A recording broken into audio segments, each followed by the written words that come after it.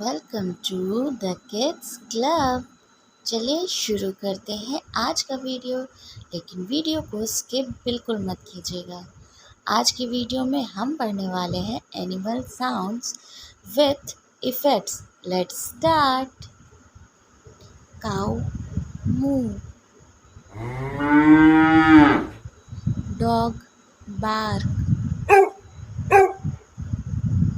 Cat mew, sheep bleat, pig oink, goat bleat, horse neigh, donkey bray,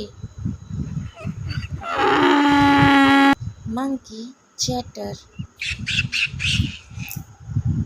crow caw, hen cluck, wolf howl,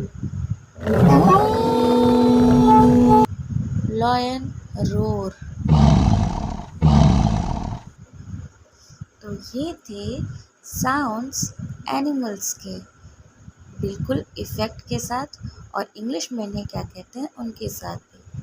आपको अगर हमारा video अच्छा लगा तो जल्दी से जल्दी लाइक कीजिए, और अगर आपने अब तक हमारे चैनल को सब्सक्राइब नहीं किया है तो जल्दी से सब्सक्राइब भी कर लीजिए। जल्दी मिलते हैं नए वीडियो में।